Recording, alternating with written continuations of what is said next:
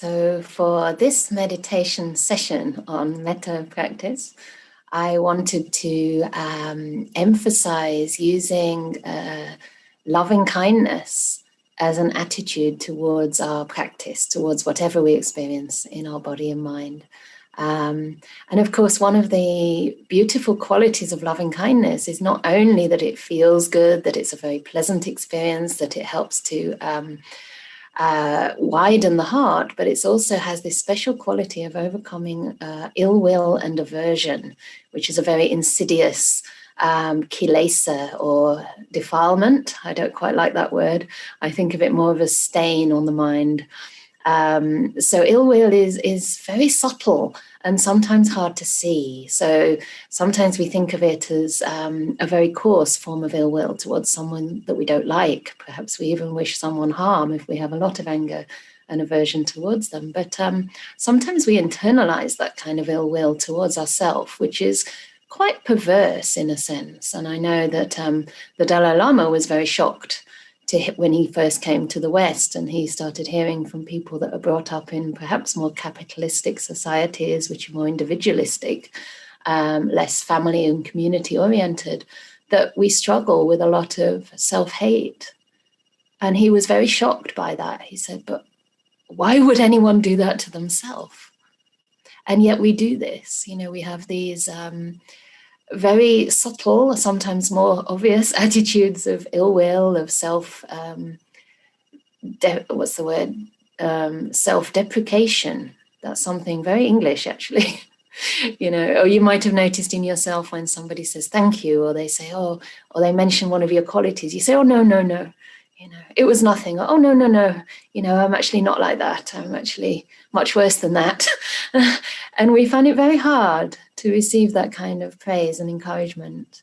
And I've noticed for myself, when I want to tell somebody that I respect them, that I appreciate their qualities, sometimes they resist hearing it. And it's actually quite uncomfortable for the giver as well.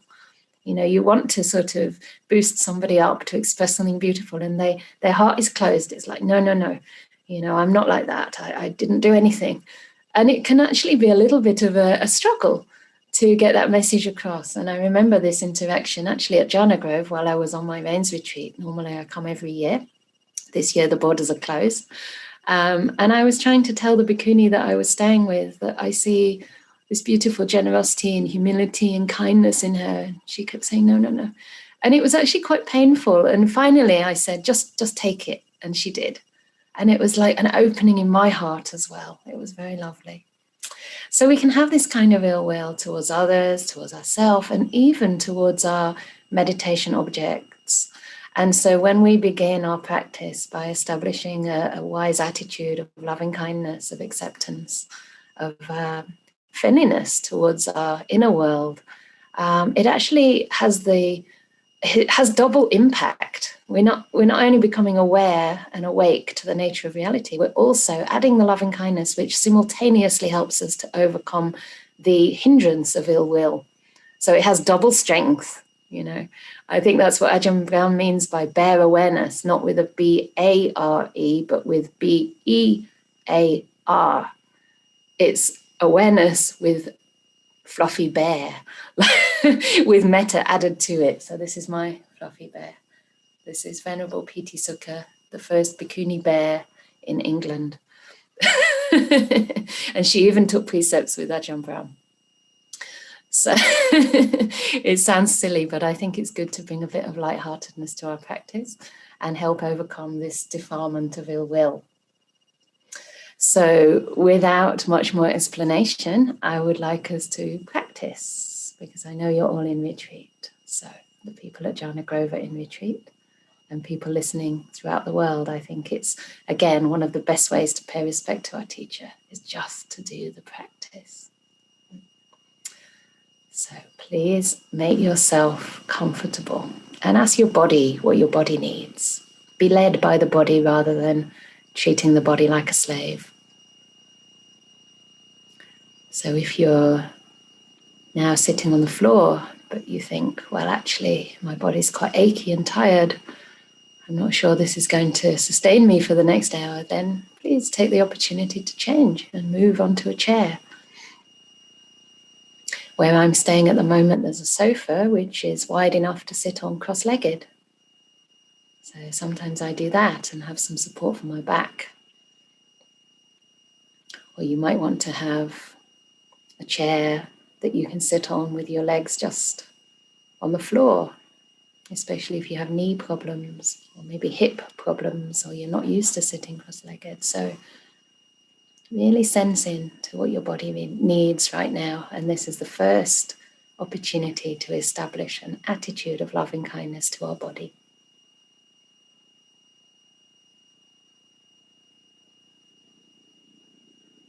Taking all the time you need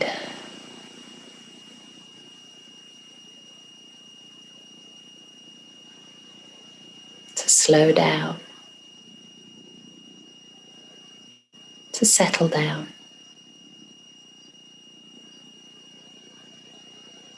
to settle into your body.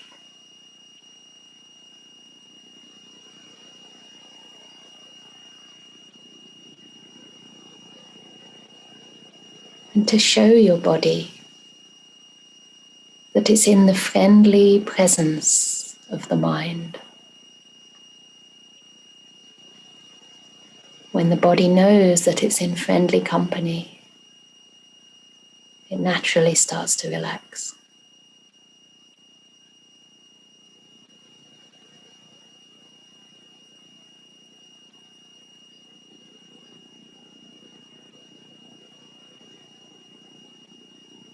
So just opening to any sensations you experience, noticing any tendencies to withdraw,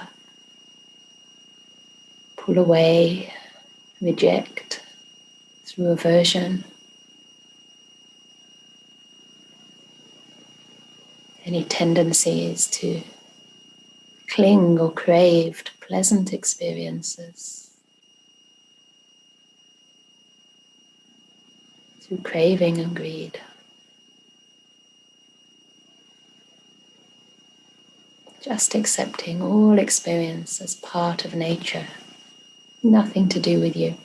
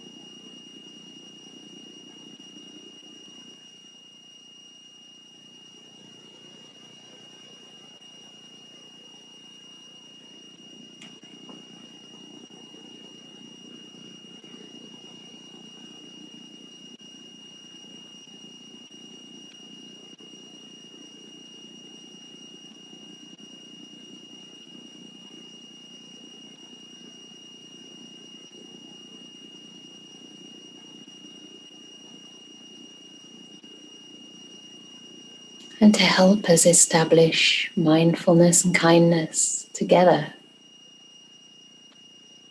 what Ajahn Brahm geniusly coins as kindfulness. I'd like you to imagine that you're in the presence of someone you deeply revere and respect.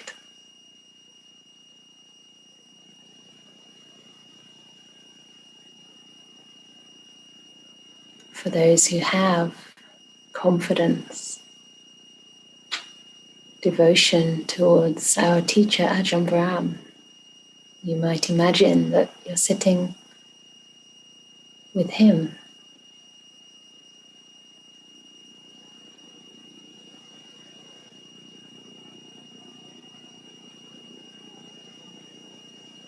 And he's looking at you with kindly eyes.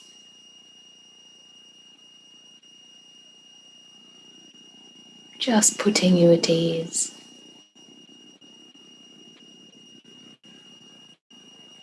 Letting you know you're welcome.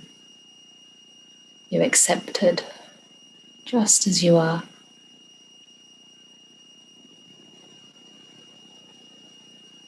Not even noticing your faults. Or if he does, he sees them as features, attributes that make you unique, that make you lovable.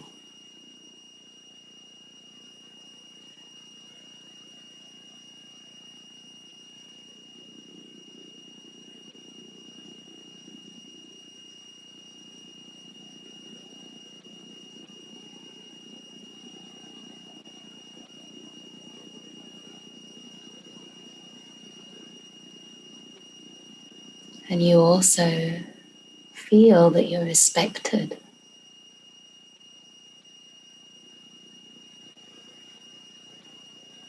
that your teacher sees your potential, is confident that you are on this path.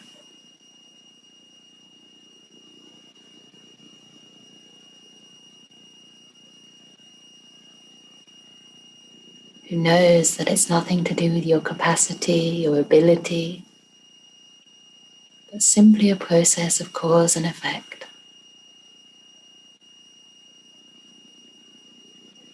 We have the word of another, paritta gosa. We have the Buddha's teaching. We have the teachings of our revered Ajahn Brahm.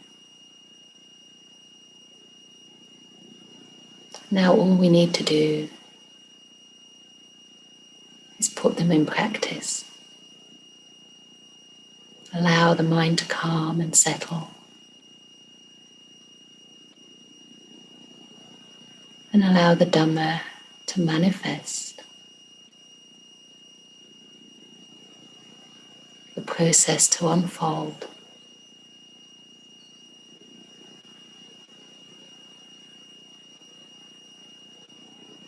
So with this feeling of acceptance, of being regarded with kindly eyes, and with confidence, let's begin this meditation by just doing a little body scan.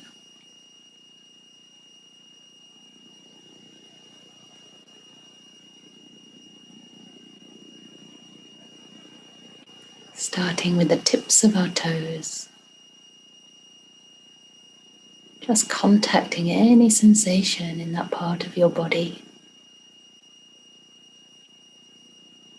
resting your awareness there, and infusing that awareness with kindness, friendliness, warmth, curiosity.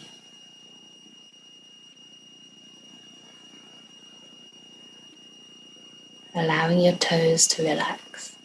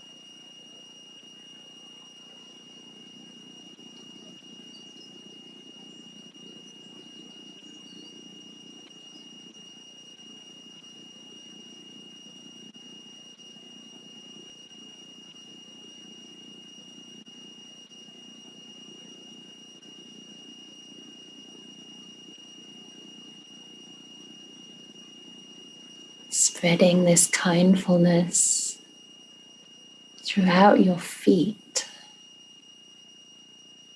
the soles, the bridges of your feet, to the ankles, and noticing any sensations you come across there without looking for anything special.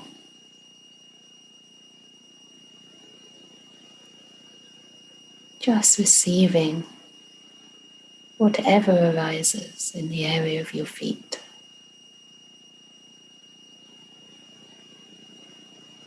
And regarding those sensations with kindness, as though your mindfulness were a medium through which kindness can flow.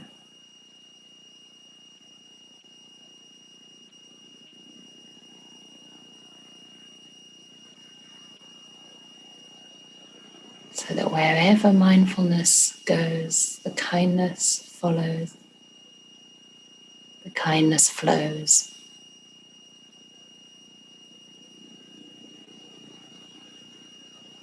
And in your own time, moving up into the shins, the calves, right up to the knees.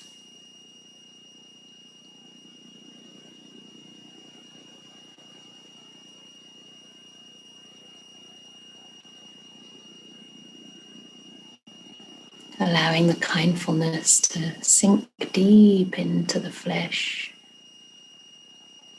into the bones. Relaxing any aches, tightness or tension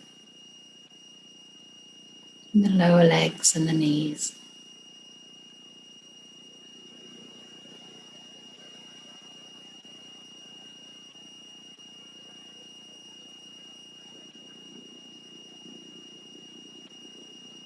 Perhaps staying a little longer in any areas that feel tense, painful.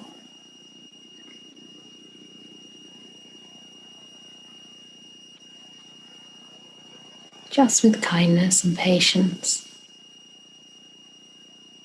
as though your awareness was soothing those areas, giving them a mental massage.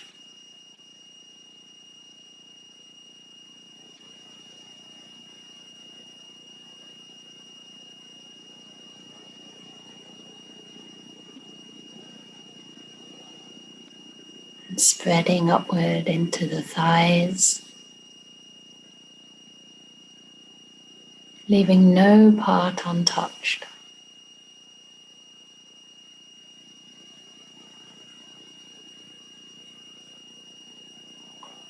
Just receiving any data and taking the opportunity to care.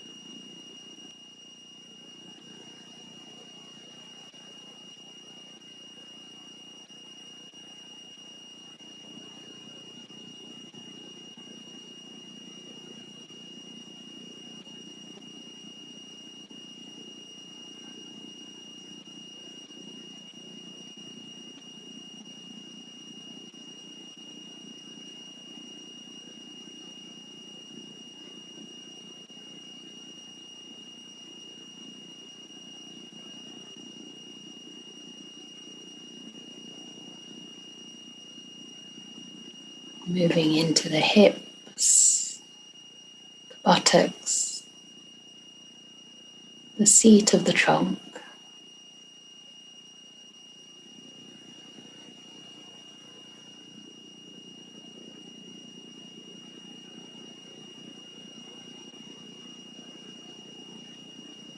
Regarding any sensations with kindly eyes.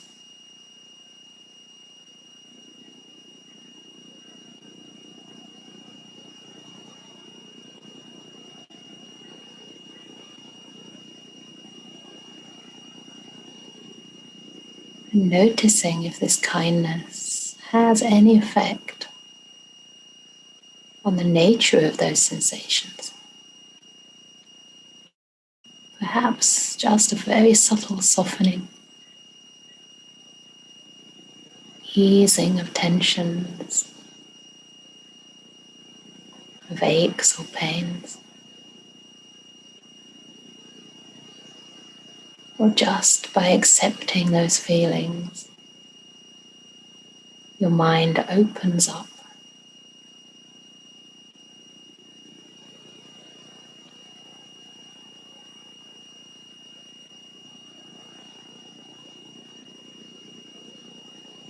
Just the play of nature. Not me, not mine, not a self.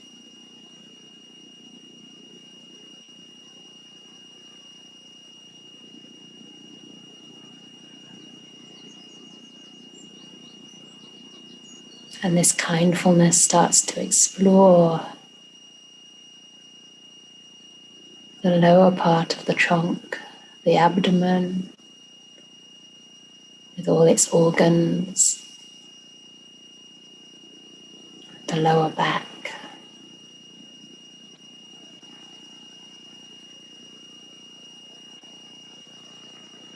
You don't need to visualize anything, just get into the feeling part of the mind that receives information, sensations, and cares for those sensations.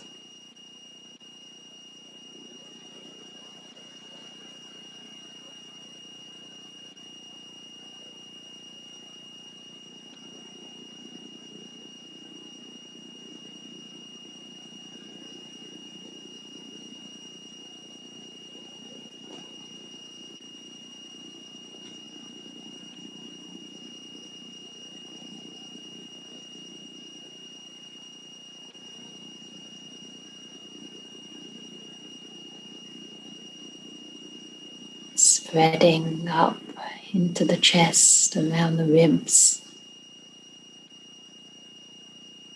right across the top of the back, to areas that you maybe don't notice or ignore.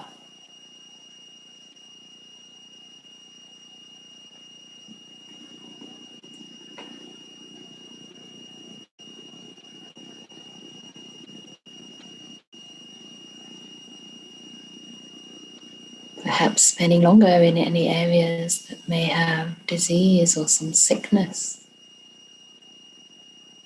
And trusting this kindfulness has a power to heal.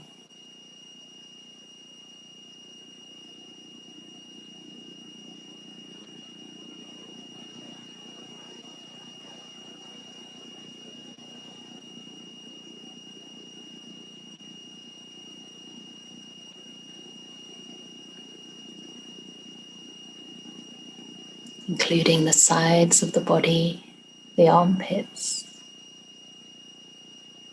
moving into the shoulders,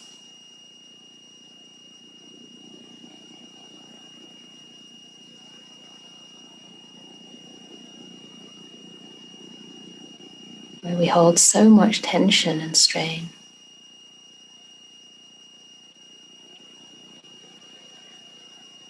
If you find your shoulders are hunched or tensed up, you can still relax them physically. Maybe just rolling them very gently, slowly back.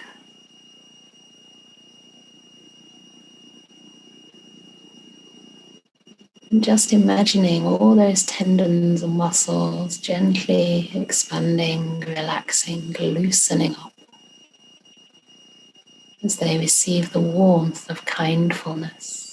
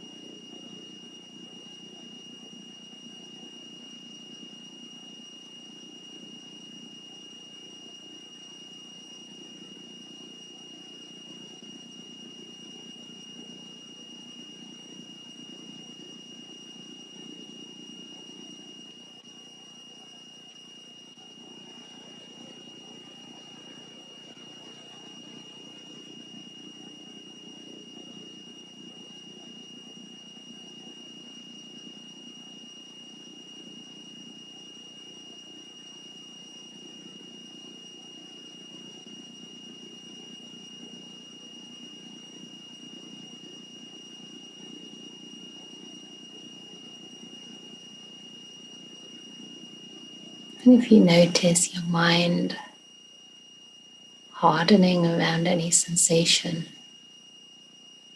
pulling back, just see if you can add a little loving kindness, an attitude of welcoming them in.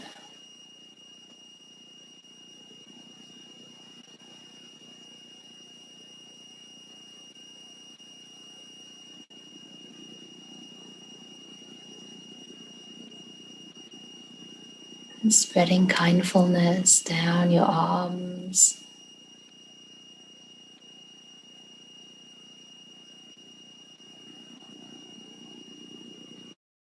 into the elbows, the lower arms, and the hands. Sensing into each and every finger and fingertip, picking up any sensations in the arms, in the hands. Maybe pleasant sensations of tingling, warmth, softness.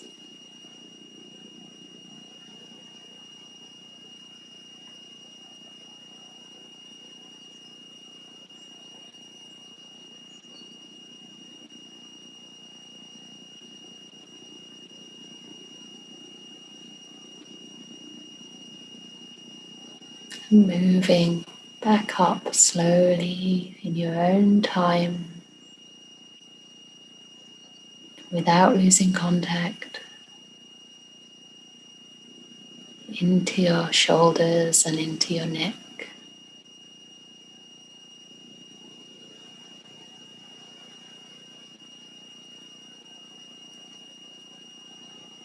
Caring for your neck, for your throat, allowing it to fully relax.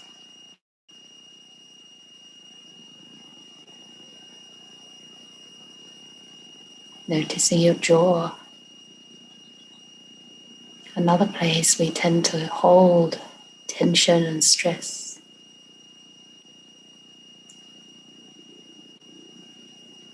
Perhaps just gently parting the teeth to help your jaw relax.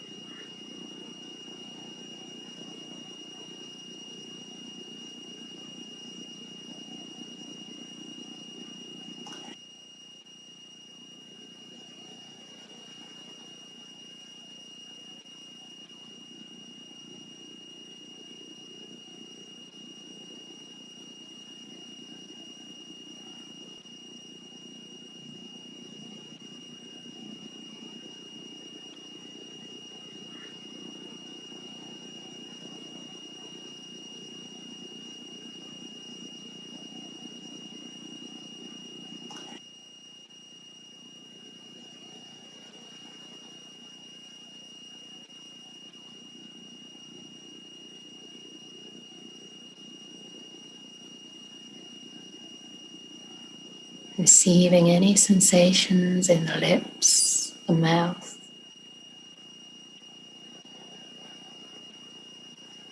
the cheeks. Just letting the flesh of your cheeks hang down.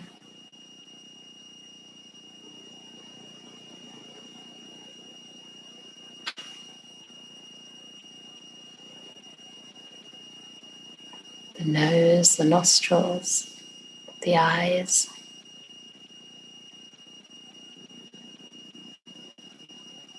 Imagining the eyes just hanging in their sockets,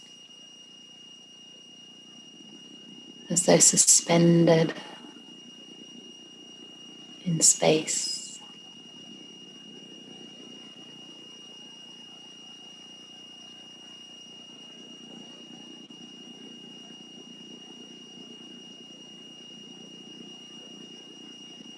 Noticing the brow, the temples, releasing and relaxing any tension there, as though your kindfulness were gently massaging outwards from the center of your forehead toward the temples, expanding that area.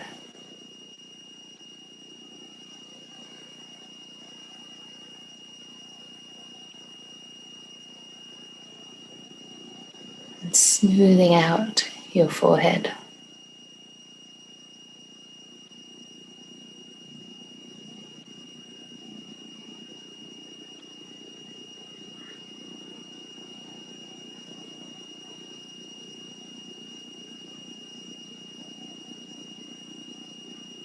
And gently resting your awareness, infused with kindness, on the top of the head, spreading it across the entire scalp area, including the ears, the back of the scalp,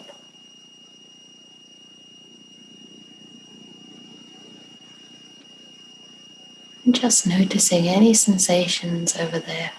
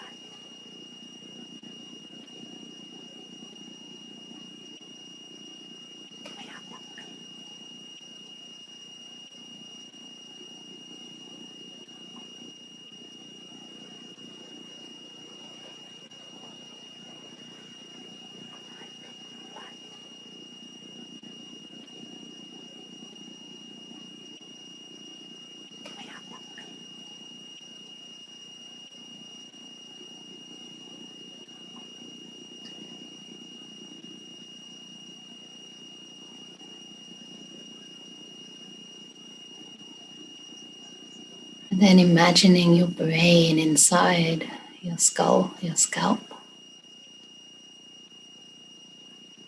And imagining all those little wires, signals, neurons that are firing all day long,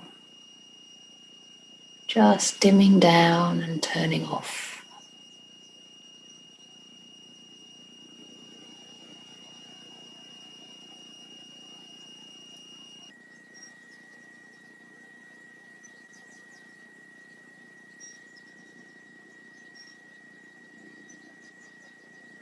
Now we've completed the body scan. Just bring into focus the entire body, as though your kindfulness were including the entire physical world of your inner experience inside this body.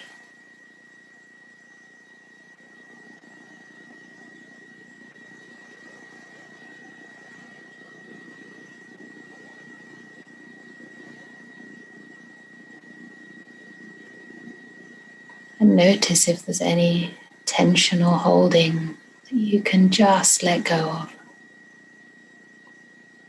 as though your body were floating in a warm turquoise pool.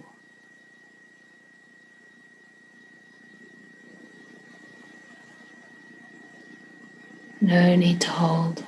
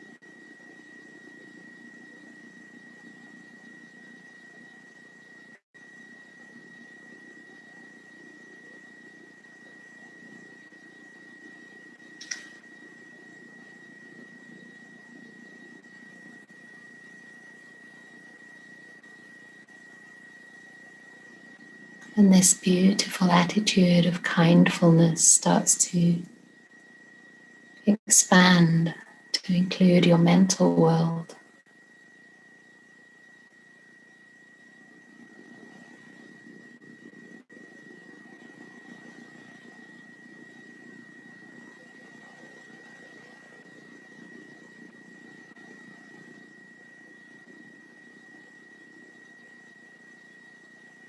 So that any thoughts or emotions that arise can be welcomed gently and let go of, without them disturbing the peace of the mind.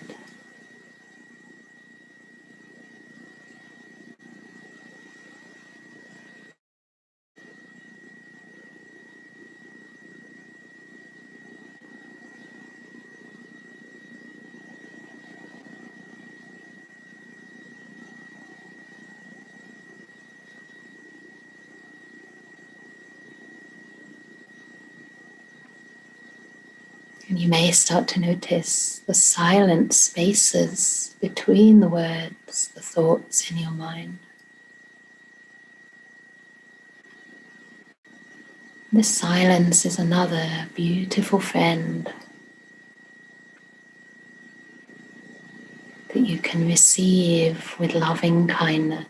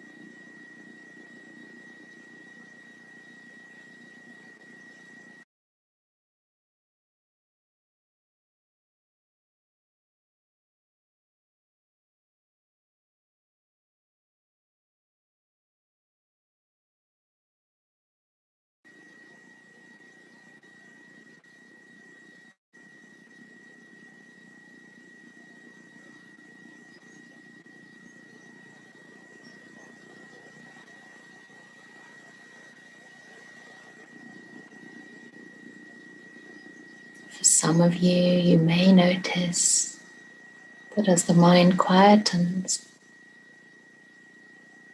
the breath enters your mind.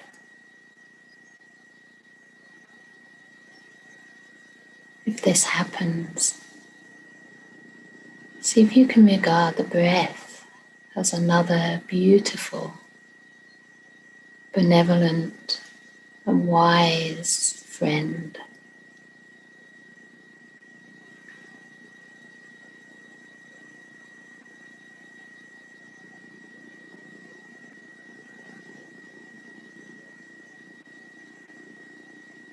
Welcoming the breath, being kind to the breath, without clinging or trying to make it stay.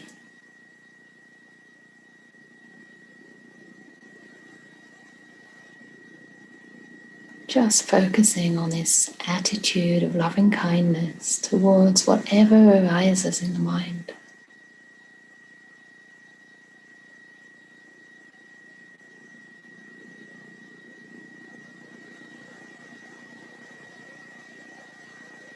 And inclining towards the peace, the simplicity of silence, or of one simple, humble little breath.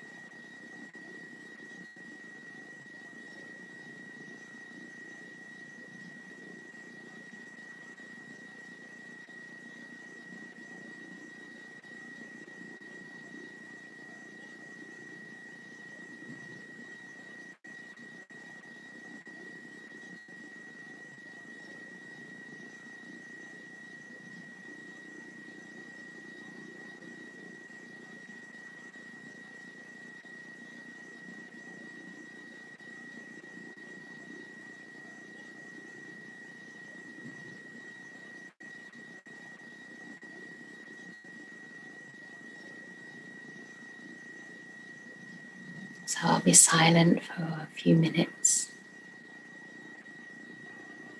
and just allow the breath, or whatever you're aware of, to take the mind deeper into peace. Always making the attitude the most important thing in your practice.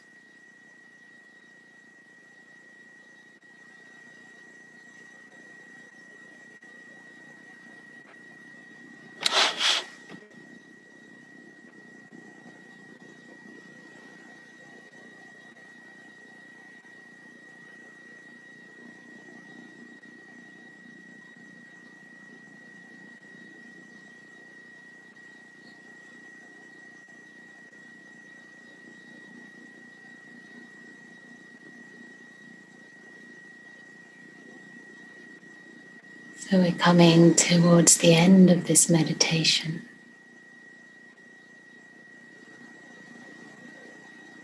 How do you feel now? And why?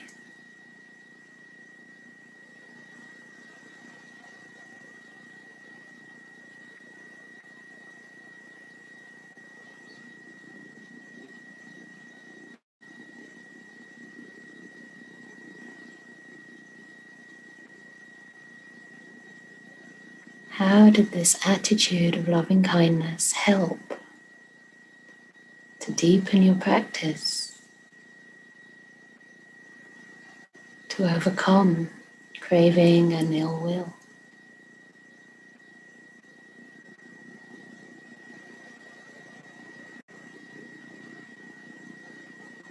And what happened when you moved away from loving kindness into expectation or demand?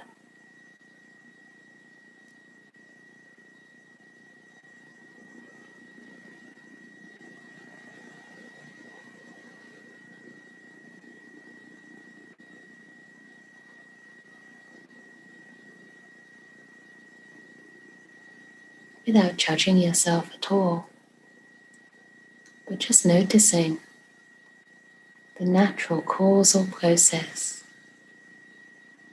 of how right intention helps dissolve suffering,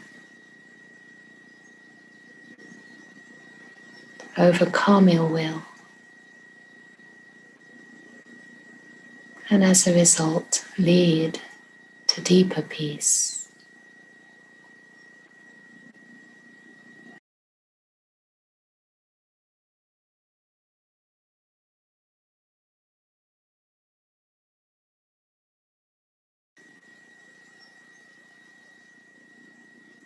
So I'd like to invite you to close this meditation by sharing the merits of our practice, however subtle the benefits may be.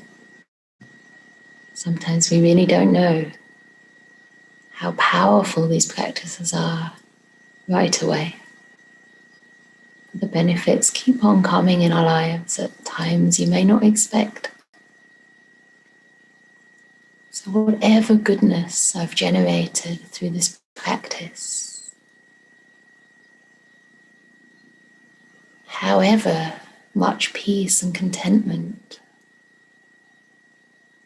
however much wisdom has arisen, may all beings share this peace, contentment and wisdom. May all beings be free from suffering and pain.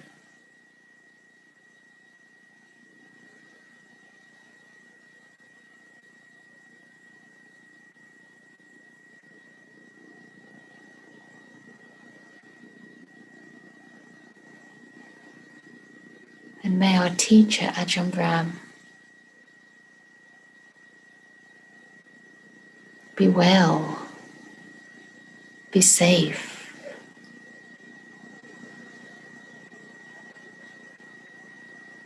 be healthy for a long time to come, so that he can continue to share the powerful, beautiful, magnificent Dhamma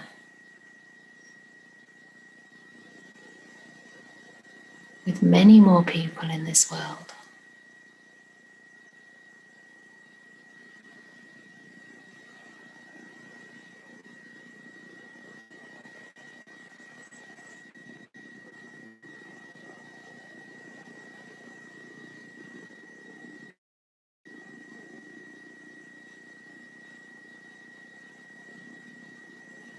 And as a gift to our teacher, may we too, may I be free from suffering. May I practice with sincerity and wisdom.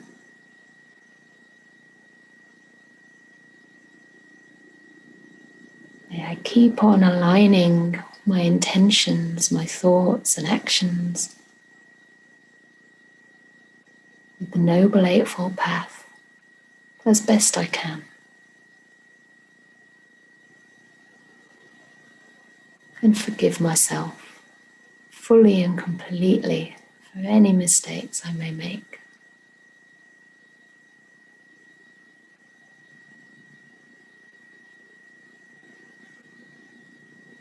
Knowing that just as the Buddha, the enlightened bhikkhunis and bhikkhus of the past and present have confidence in me, may I also develop confidence in my own ability to walk this Eightfold Noble Path and to bring benefit to countless other beings.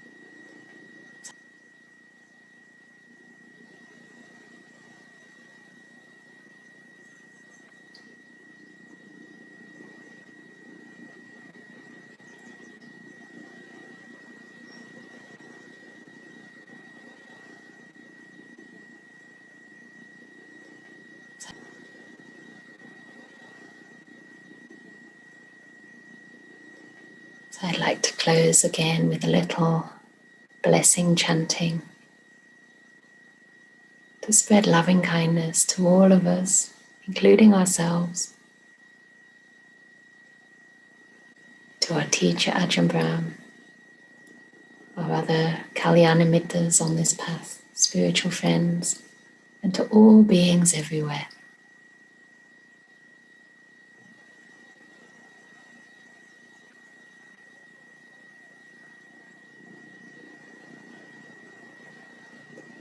Sabbe Sata,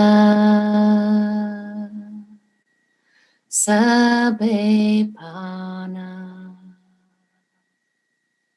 Sabbe Bhuta, Sabbe Pugala, Sabbe Atabhawa Pariyapana, Sabba Itio, Sabbe Povesa, Sabbe Ariya, Sabbe Anariya, Sabbe Deva, Sabbe Manusa, Sabbe Vinipadika, Awera Hontu, Abhyapaja Hontu, Aniga Hontu, Sukhiyatanam Pariharantu, Dukkha Munjantu, Yadalada Sampatito, Mawe Gachantu, Kamasaka.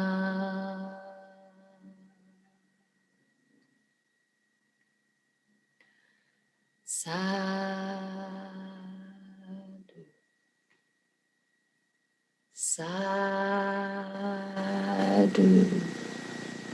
sadhu.